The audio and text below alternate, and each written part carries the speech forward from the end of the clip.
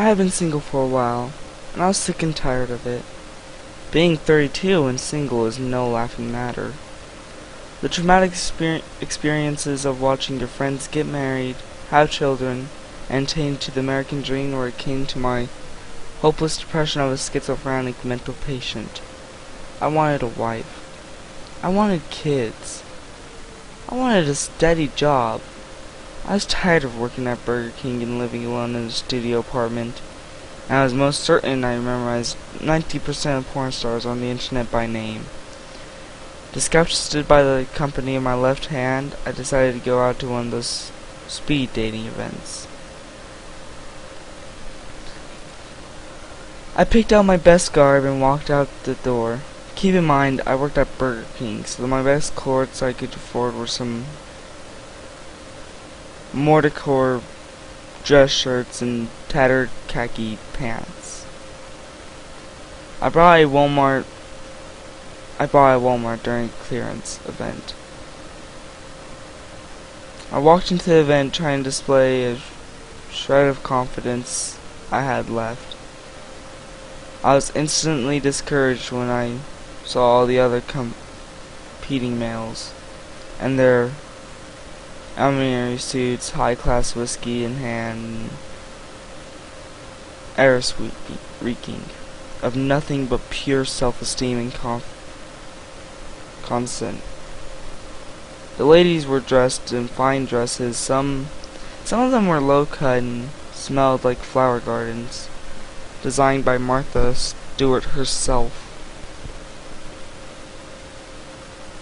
There were some serious lookers in there, and I swear my pants shrunk a couple of sizes in the sight of some of those dresses.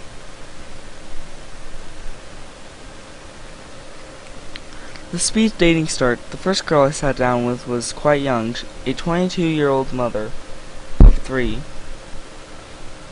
She had made a lot of mistakes in her life and seemed far more than I could handle.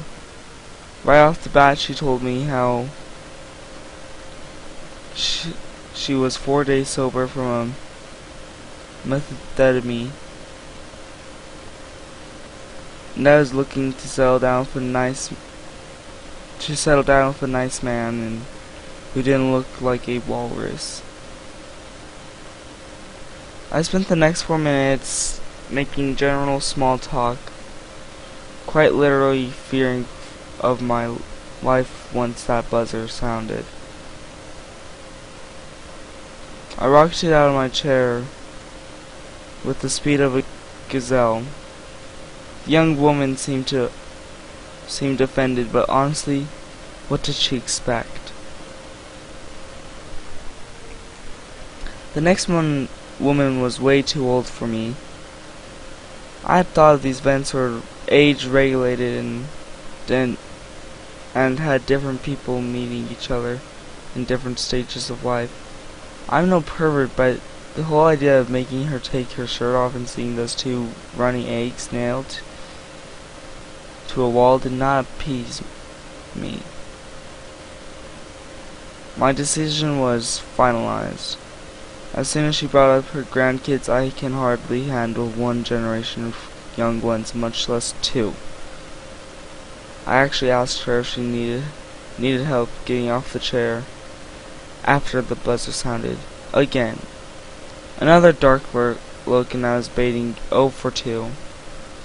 But such pitches were ones that I would gladly let catch her have. The next woman seemed more appealing. She was 26 and studying to be a nurse at a local hospital. She loved kids but had none of her own, which was a relief to me. She seemed well kept and stable, and wasn't a bad looker either. No lie, my eyes did wander a bit south a couple of times during the meeting. She either didn't notice or didn't care, as she never pointed it out. I asked her if she'd like my number as the session ended, and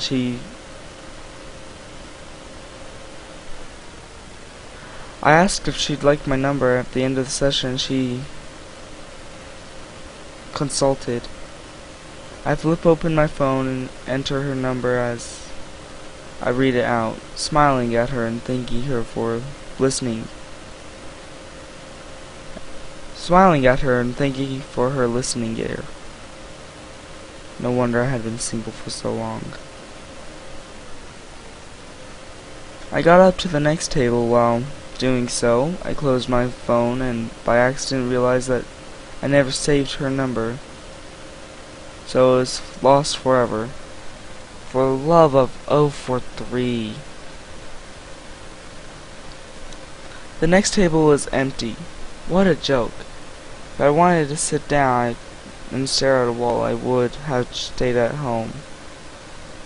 Nothing really to do here. Moving on. This is where the story begins getting dark. The woman I met at the next table was the most interesting of all. But not in the bad way. She had long, flowing dark hair and green eyes. She had this cute smile, and man, what a tight body on this one. Black dress, black shoes, black everything. For someone dressed in such a gothic manner, she had such a bubbly personality. Everything I said made her giggle. I felt like a king just talking to this girl. She was 27 and currently unemployed. She was married to a husband before, but he had left her after their 2 children had died of leukemia. She told me that the cancer was intertwined with her lineage, dating back as far as the 18th century.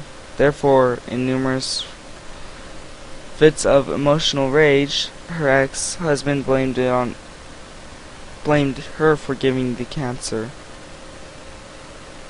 to the children, and left.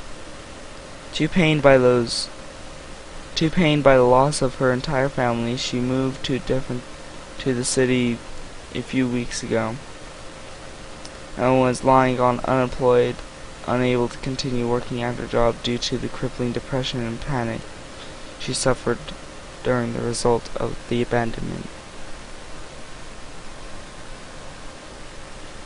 Despite the torment in her life, she never seemed depressed about it. Either she was incredibly optimistic about life, or she was one of the best actors I have ever seen. Either way, I was willing to take the shot. Asked her if she'd like my number.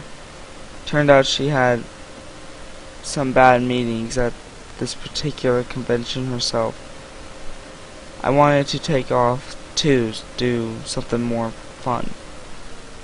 She tossed me an invite, and seeing as I was a lonely 32-year-old man, she didn't have to ask twice. I never understood what she saw in me over all the other guys.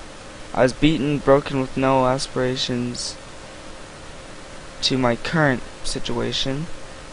Maybe she understood how I felt. Considering all the pain she felt herself, I decided to get to know who I really was under this cocoon of emotional insecurity. I sensed a thread of compassion intertwined between all the stress and trauma, willing to lend her an ear to anyone that felt the same pain as her. I was truly transfixed by her appearance. Draw her to